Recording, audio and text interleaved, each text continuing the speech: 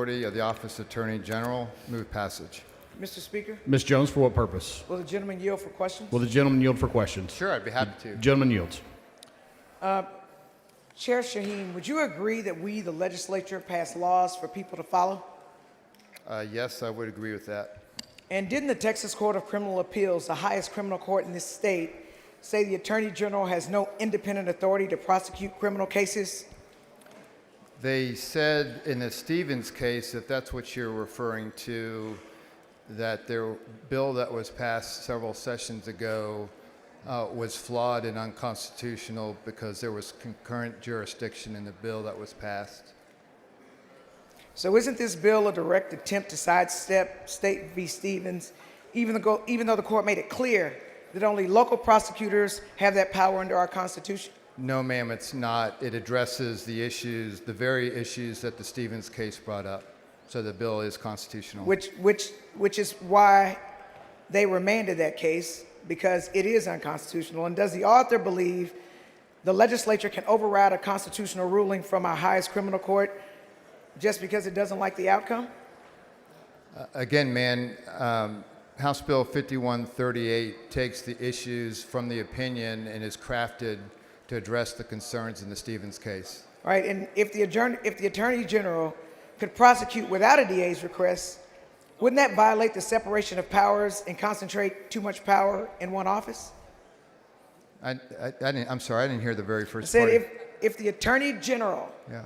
could prosecute without a DA's request, wouldn't that violate separation of powers and concentrate too much power in one office? No, ma'am. He can. The Attorney General can prosecute cyber crimes if there's a data breach over 250 Texans today.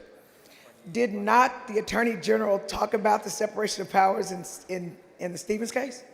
He referenced the Brady case, if that's what you're talking about. Who is he? It was a case that. No, you said he referenced. Who is he when you said he referenced?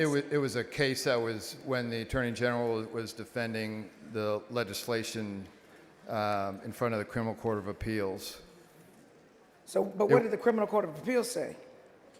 Well, the Criminal Court of Appeals said that you can't have concurrent jurisdiction, so you can't have the Attorney General and the District Attorney both having prosecutorial powers. So what this piece of legislation does to address that is it time boxes when the District Attorney can prosecute a crime and then when the Attorney General can prosecute the time. So there's separate time periods.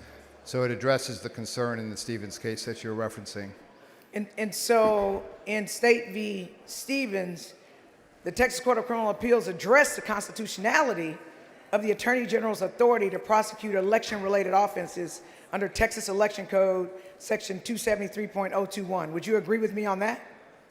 The Criminal Court of Appeals found the legislation that was originally passed to be unconstitutional.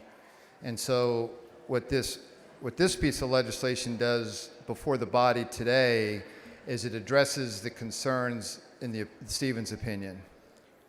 Well, so I'll go back. So you're telling me that in State v. Stevens, the Texas Court of Criminal Appeals did not address the constitutionality of the Attorney General's authority to prosecute election-related offenses under the Texas Election Code, Section 273.021. So if you look at the opinion on page 16. You want to bring the opinion to me? What's that? You want to bring the opinion to me since you're referencing something? No, I'll just read it to you. It talks about concurrent jurisdiction on page 16, and it says, now this is referencing the statute that they found unconstitutional. It says the legislature drafted the statute using the words may prosecute and may appear. This bill before you uses the terms shall.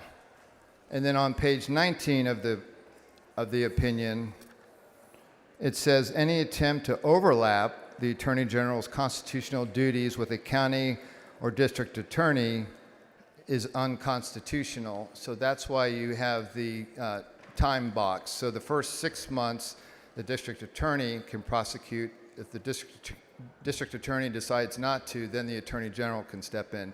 Go ahead. Go ahead, let me let you finish. No, go ahead, ma'am. Isn't it true that the Texas Court of Criminal Appeals reversed the appellate court's decision, holding that Section 273.021 unconstitutionally delegated prosecutorial power to the Attorney General, a member of the executive branch, infringing upon the judicial branch's authority. And the court emphasized that absent a request from a local prosecutor, the Attorney General lacks independent authority to initiate criminal proceedings. Isn't that true?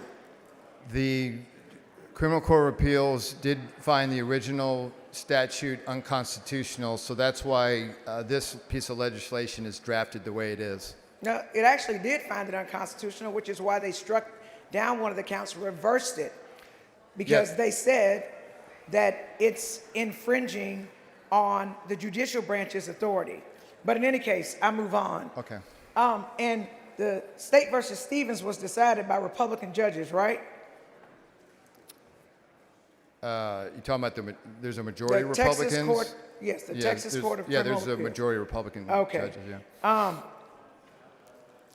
So for the most part, in State v. Stevens, which is dispositive of this issue, the Texas Constitution says prosecution belongs to local DAs. Again, ma'am, there's acknowledgement that the Criminal Court of Appeals found the statute that was passed by this body several sessions ago unconstitutional. I'm not disputing that. Nobody's disputing that.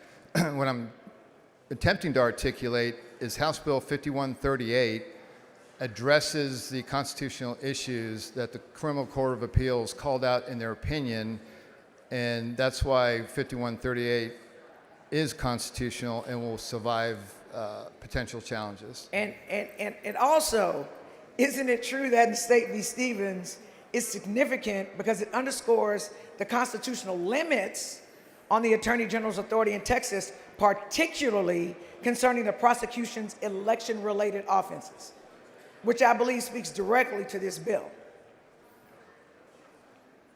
You want me to Yes, repeat ma'am. the The question? Criminal Court of Appeals found the former piece of legislation unconstitutional. That's accurate. And I respectfully suggest it's going to find this piece of legislation unconstitutional. But Okay.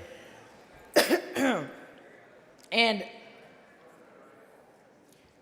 do you not believe that there should be some concern to give a partisan statewide official the power to override local prosecutors and initiate criminal cases? That's not what this piece of legislation does. What it does is it gives the local district attorney 6 months to determine whether they want to prosecute a case or not. And if not, and if they decide not to, then the attorney general has the option whether he or she wants to Actually, prosecute. this bill does exactly that because it allows the AG to come in and override a decision of the prosecutor, of the local prosecutor, because a local prosecutor could evaluate the case, decide there's not a case, and not prosecute. So, and so if we pass this bill knowing it violates State v. Stevens, aren't we knowingly as a body passing unconstitutional legislation? The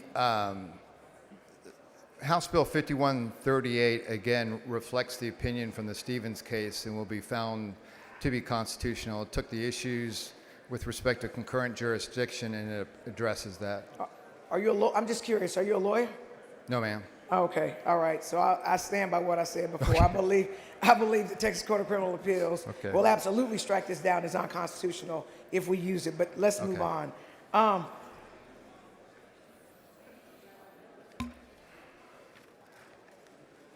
And I'll also say this: is this really about enforcing the law, or about weaponizing it against communities that don't vote the way the AG wants, or local prosecutors who don't prosecute what the AG wants them to prosecute?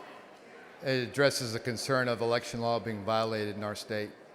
And all I'll end with is this.